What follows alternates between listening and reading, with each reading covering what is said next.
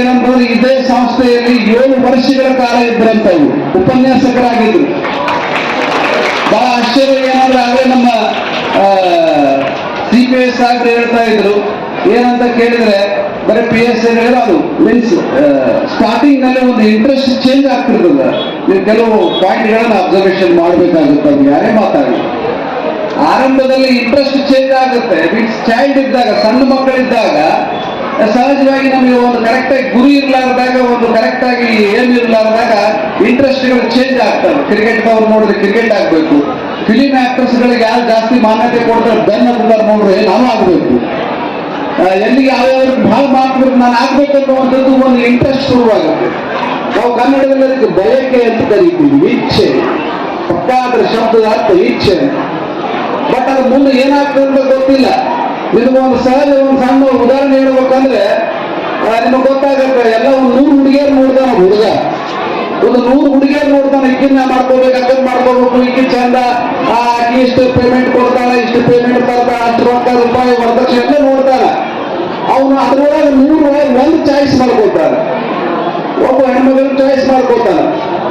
So ಹಾಗೆ ಬದಲಾಕೊಂತ ಹೋಗ ತನಗೆ ಯಾವ್ದು ಸೆಟ್ ಇರ್ತದೆ, ತನ್ನ ಒಳಗೆ ಏನು ಪ್ರಕೃತಿ ಸಜ್ಜು ಮಾಡಿರ್ತದೆ ಅದಕ್ಕೆ ಅದು ಕರೆಕ್ಟ್ ಆಗತ್ತೆ.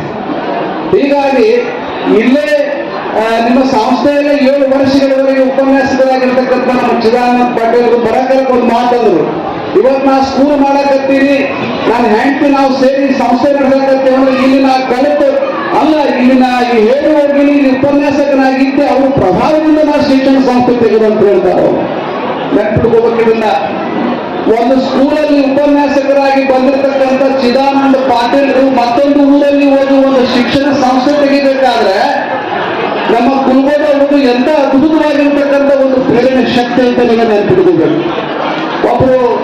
ಒಬ್ಬ ಸ್ಕೂಲ್ ಶಿಕ್ಷಣ ಚೇರ್ಮನ್ ಆಗಿ ಒಂದು ಸ್ಕೂಲ್ ಸ್ಥಾಪನೆ ಮಾಡಿದ್ರೆ, ಇನ್ನೊಬ್ರು CPI ಆದ್ರು, ಇದು ಏನೇನಾಗ್ಯದ ನಮಗೆ ಗೊತ್ತಿಲ್ಲ. ಇದೇ ತರ ಹೊಸದಾಗಿ ನಾವು ಈ ಸ್ಕೂಲ್ ಕಾರ್ಯಕ್ರಮಕ್ಕೆ ಬರ್ತಾ ಇದ್ದೀವಿ. ಈಗ ನೀವು ಒಂದು ಊರಿನ ತೋಟಕ್ಕೆ ಹೋಗಿರ್ತೀರಿ, ಇಲ್ಲ ಟೀಚರ್ಸ್ ಎಲ್ಲ ಒಂದು ವಿದ್ಯಾರ್ಥಿಗಳು ಕುಂತಿರಿ, ಸಣ್ಣ ಸಣ್ಣ ವಿದ್ಯಾರ್ಥಿಗಳು ಮುಂದದಾರ, ಅಲ್ಲಿ ದೊಡ್ಡ ದೊಡ್ಡ ವಿದ್ಯಾರ್ಥಿಗಳ ಹಿಂದದಾರ. ಹೀಗಾಗಿ ಅವರಿಗೆ ಇವೆಲ್ಲ ಗಲಾಟೆ ಮಾಡೋ ಮಂದಿ ಮುಂದೆ ಕುಂತಾರ. ಇನ್ನು ನಾನು ಸ್ವಲ್ಪ ಏನು ಅಡ್ಜಸ್ಟ್ ಮಾಡಂಗಿರ್ತದೆ, ನಮ್ಗೆ ಆರ್ಡರ್ ಇಲ್ಲ.